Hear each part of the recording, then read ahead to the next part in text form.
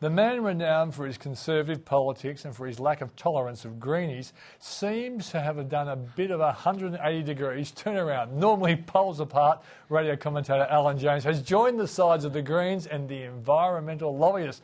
And it's all in the name of one of Australia's most controversial issues, coal seam gas. But the question is, what is so important that Alan Jones would dump miners for farmers? And just how far does he want to go in shackling the coal seam gas miners? Well, for that answer, we're joined in the studio by 2GB's biggest name, Mr. Alan Jones. How are you, Alan? What an intro. Oh, well, look, my whole life I never imagined you and Bob Brown being on a unity ticket on anything. Well, we haven't joined any tickets. I mean, I don't really care who's on any side if the case is valid. And I haven't heard what Bob Brown has had to say about coal seam gas, but this all began months ago when I saw what was happening, the desecration of prime agricultural land. And being a farmer's son, I took a particular stand. And it seems as though others have come to my cause rather than me joining theirs. How serious is the issue? Because people who know you know that you've been a friend of big business, small business, miners, farmers, but this time you know you want to be with the farmers and you're telling the coal seam gas miners they're going too far. What's the real issue? Well, Peter, there are many issues here. I mean, I'm not opposed to mining. No, of course not. And that has underpinned our capacity to withstand the pressures that have been exerted on the world in relation to Europe. But what is happening here is that we seem to have... Governments have been caught napping here. People have identified coal seam gas as a way to make a quick quid. Labor governments are broke. The government in Queensland has got a debt of about $85 billion, which is just a scandal. And there are needs for this coal seam gas in Europe.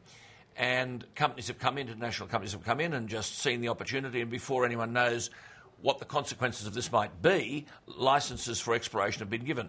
Now, no homework has been done on the consequence of this for food security. For example, the Darling Downs is one of the most prime agricultural environments in the world, the Liverpool Plains in the world, the Golden Triangle in central Queensland.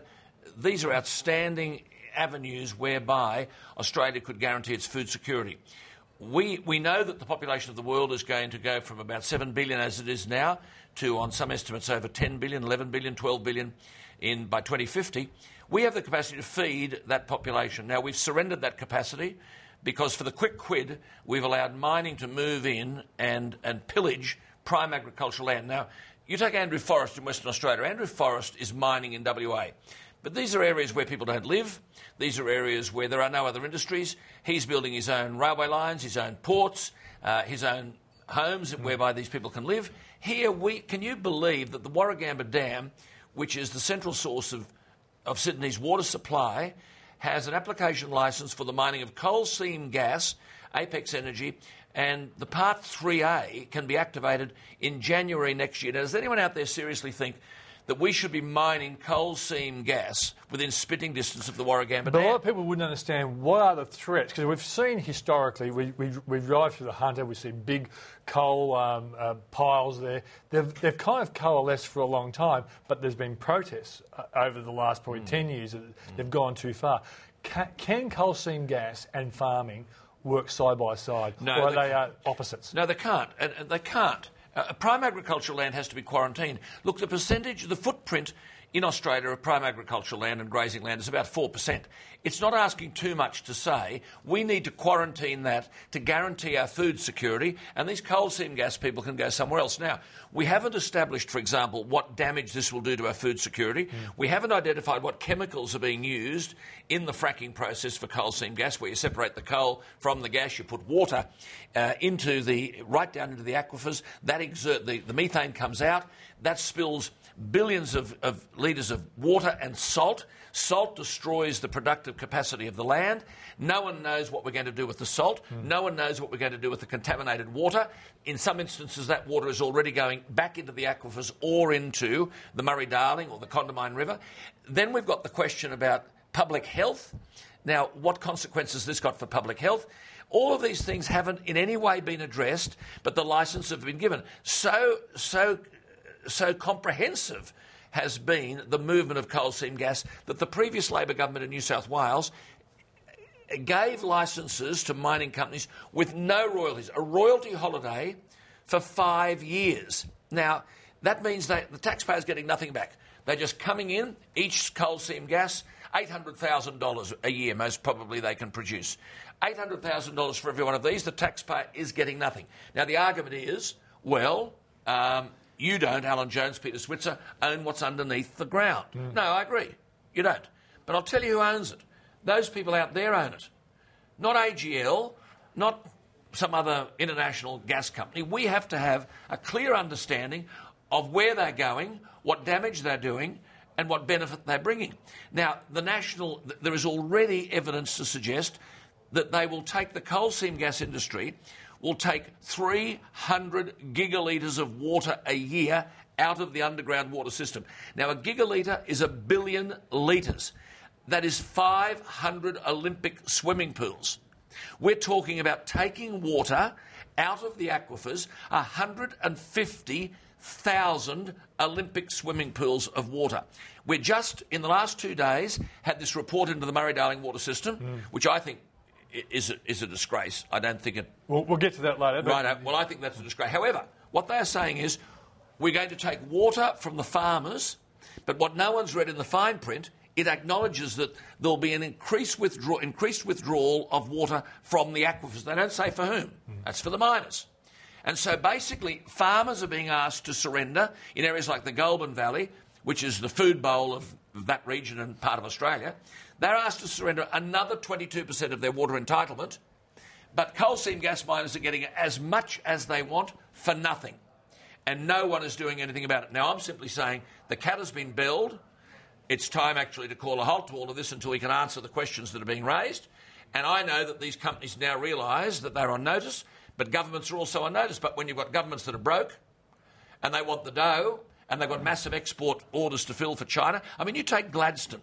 All of this stuff's going to go to Gladstone. Now, if you had pictures... It's in Queensland. Queensland, the Gladstone Harbour. I mean, they've desecrated the Gladstone Harbour. They've killed marine life.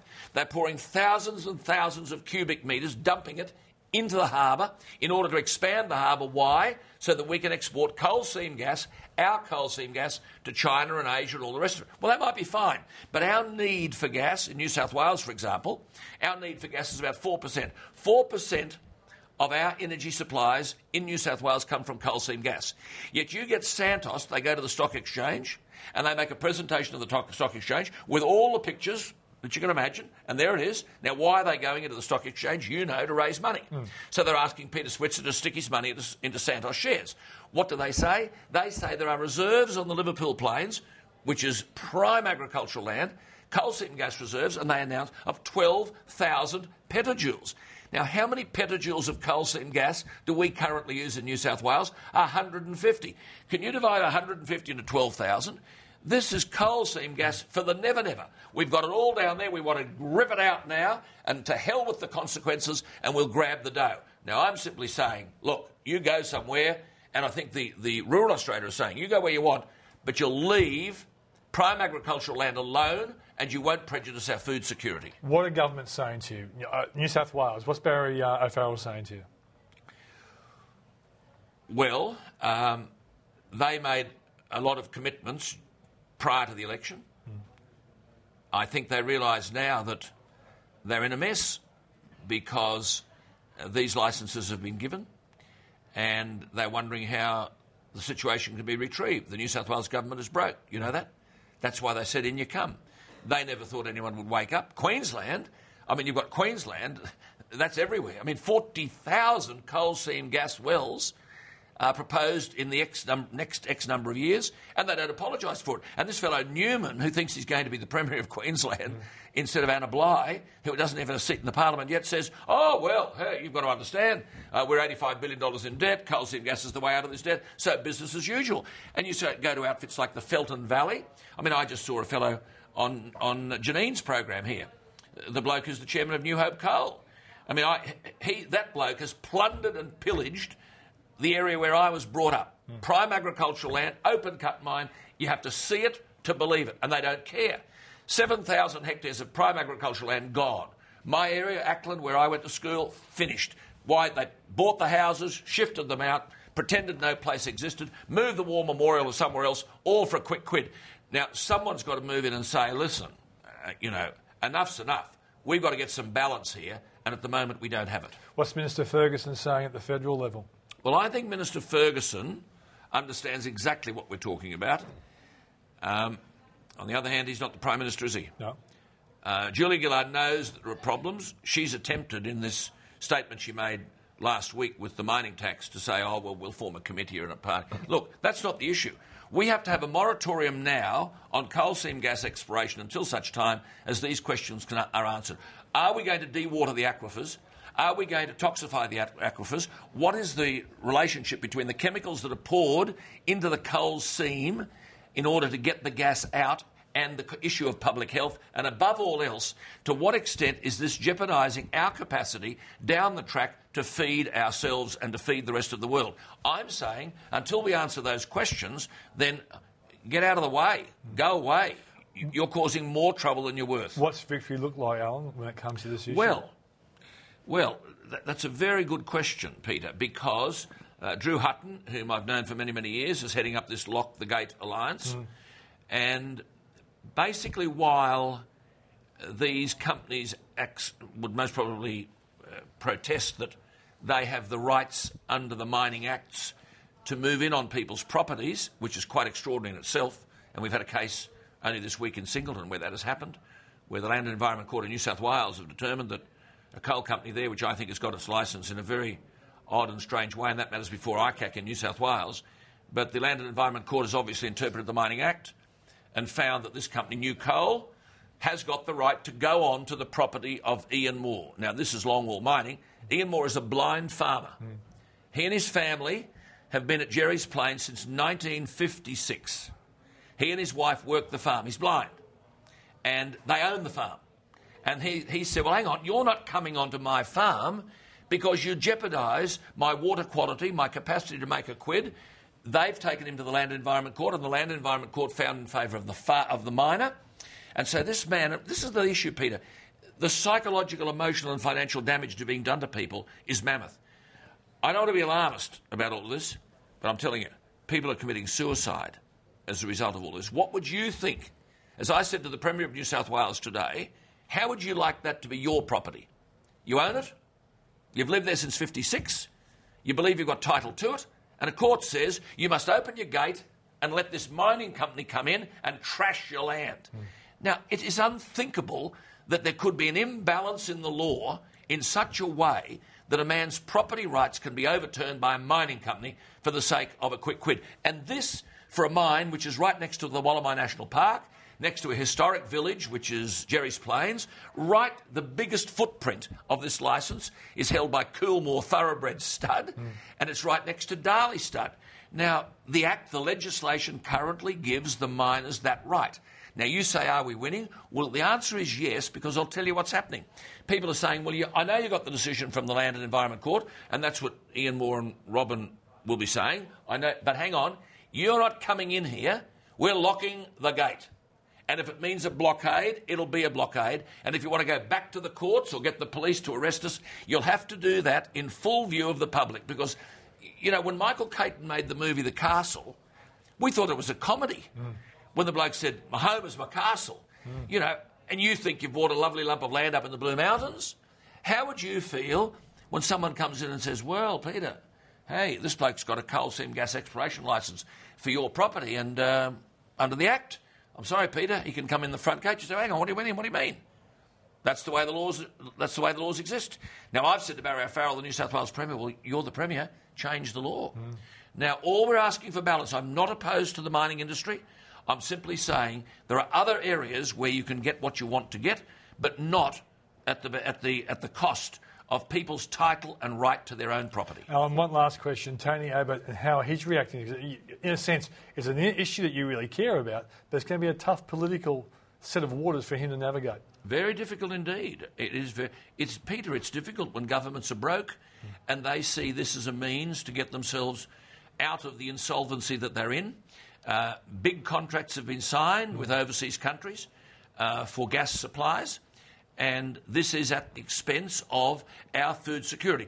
And as Bill Heffernan said, this is like, when I interviewed him recently, this is like taking a man to the moon and not knowing how you're going to get back.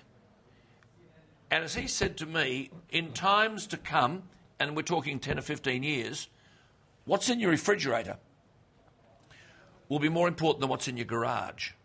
Now, at the moment, what's in your garage is your car, and you're worried about how you power it and where your energy is going to come from. Well, there's going to come a time in the not-too-distant future when we're going to say the fridge was full, it's now empty. Why is it empty? Because we're wholly dependent on imports.